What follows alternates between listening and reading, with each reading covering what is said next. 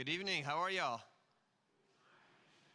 So glad you decided to come and be part of this Sally Weston concert series, Sally Weston Hawie Concert series.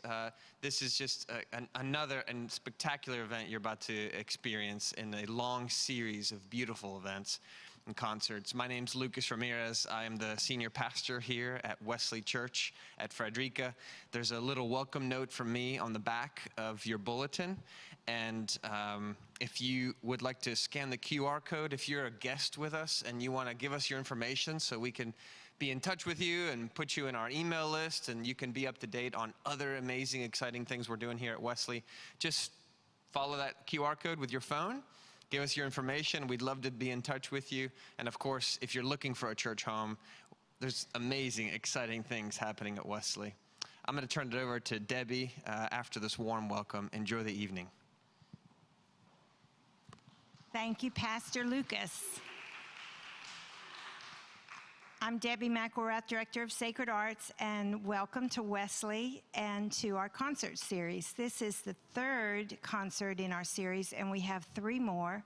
And when you came in, you should have gotten one of these little brochures that tells you all about it, and we're just so grateful for Miss Sally, who started this concert series, and for the family who is carrying it on, and especially for Mr. Ed Hawie, who is here tonight. Ed, would you stand and let us thank you for sponsoring these events. Tonight, or this afternoon, we have some guests in the house from Germany. I would like for Dorothy and, I can't say it yet, I'll have to see it in writing. From Germany. Let's welcome them. They came a long way to see this concert. Thank you so much. And we also have this wonderful couple, this husband and wife team, duo Beaux Arts. They are internationally well known and they've won many competitions internationally. They formed duo Beaux Arts in 2008. And became concert pianists and recording artists. Dr. Lan and Tao Lin are known for their adrenalized performances, and this dynamic duo has performed in France, Switzerland, Spain, Estonia, Finland, the Netherlands, China, and the US to both critical and audience acclaim. They've been featured on Fox Morning. They have been on Blend TV, Main Public, Venice Magazine, Asian Trend Magazine, Outclick Magazine, World Journal, New York, the Lancaster News, WFSQ-FM, Classical Radio, and Gulf Shores Life Magazine. Season highlights included this year a debut recital at the Bartók Hall at Buda Castle in Hungary. So let's put our hands together and give a warm Wesley welcome for Dr. Catherine and Tao, duo Beaux Arts.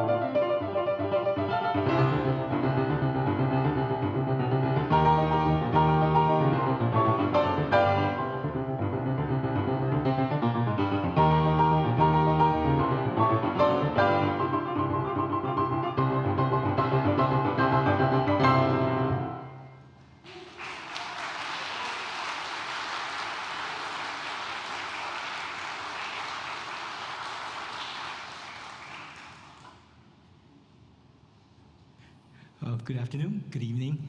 Catherine and I are extremely excited to be here to play for you this program featuring some of the most exciting piano duet and solo music.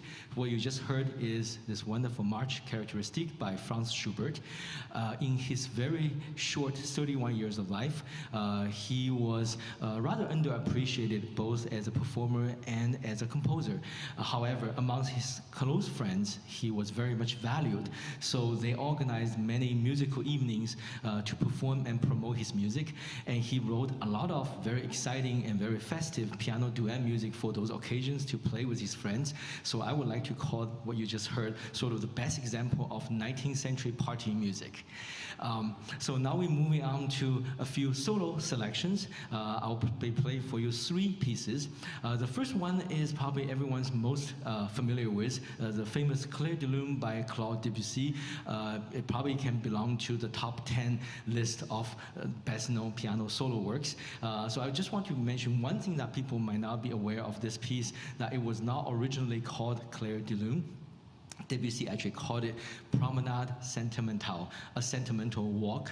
Only much later on, he switched to Clair de Lune, which now we refer to this piece by. So here is by Debussy, Clair de Lune.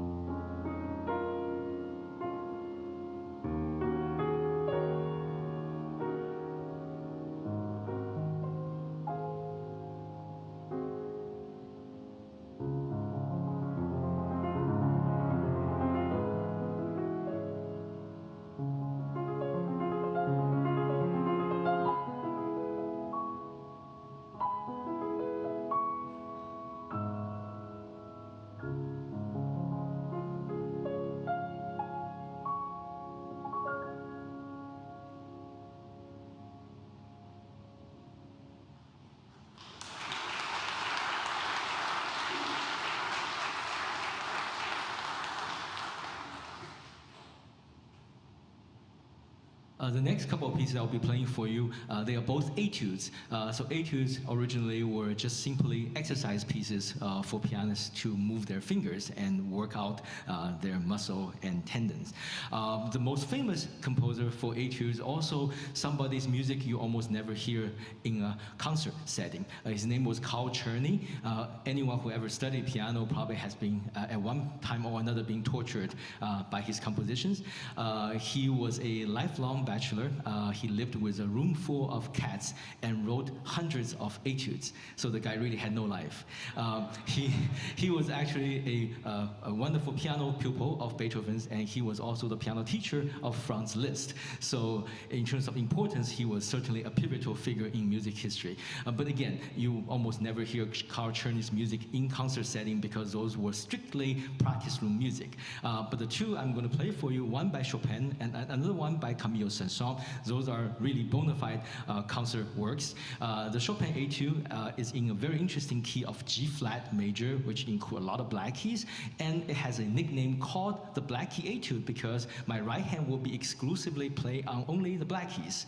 The Saint-Saëns Etude also has a really interesting name. Towards the end of his life, he wrote 6 etudes for the piano, and he called this the sixth and the final one, etude in the form of a waltz. So it sounded like an elegant and charming waltz, but underneath that is something that is really torturous for the pianist to play. So it's a really wonderful combination of elegance and torture, I suppose.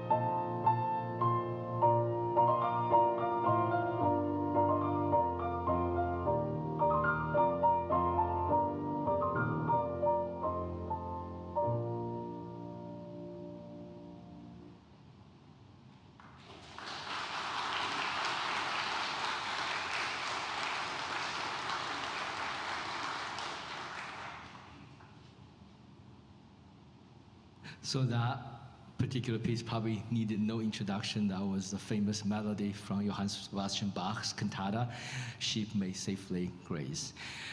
So next, we'll have a rather special piece for you. This one on the program, it says composition by F.M. Hensel. F.M. referred to Fanny Mendelssohn, and Hensel was her name after marriage. And so she was the older sister of the famous Felix Mendelssohn, and they were a really musical wonder kind.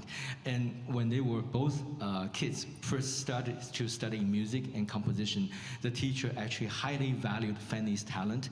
In fact, in one of the correspondence the teacher wrote to another musician, he said, "This little girl is really a wonder. She offers us something of reminding me of Johann Sebastian Bach." So that is probably the highest praise one could give to another musician.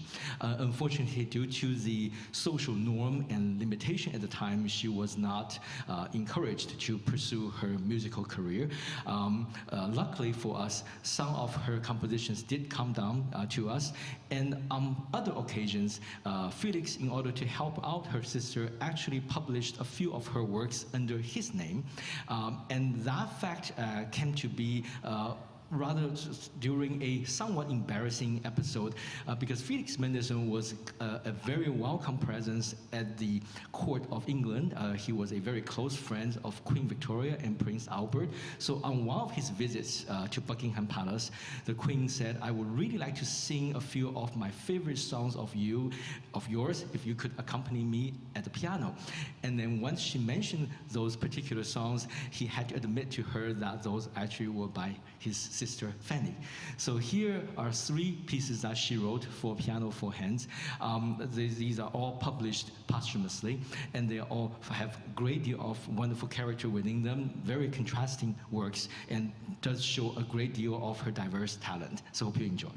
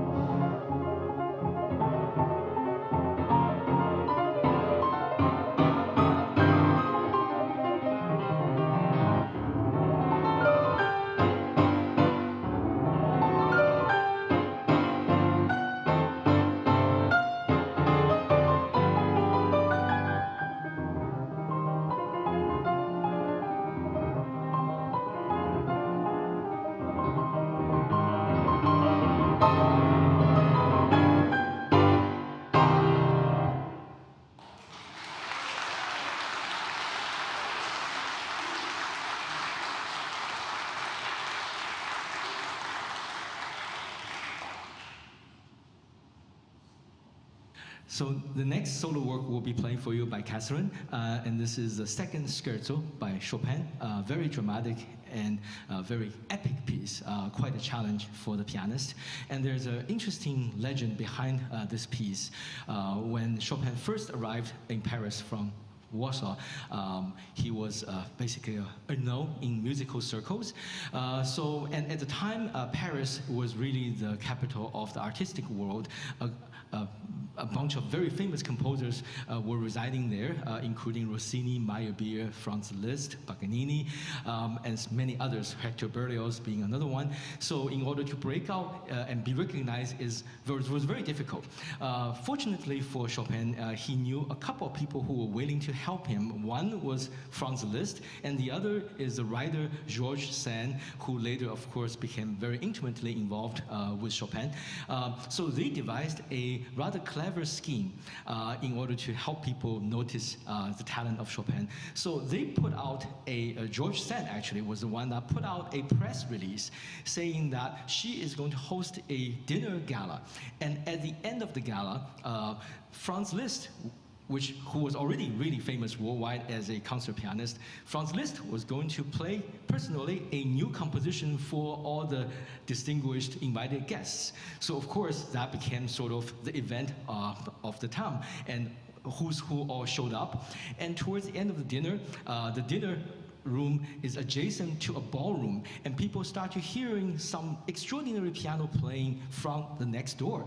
And it indeed was a new piece that nobody has ever heard of, and it was really quite an attractive piece. So people start to just moving towards that adjacent room, and when they opened the door, the room was dimly lit, so all they could make out was a grand piano in the middle of the ballroom, and somebody was playing it. And so they were assuming has to be Liszt playing this new composition. Towards the end of the performance, on the side doors, there are two side doors into the ballroom.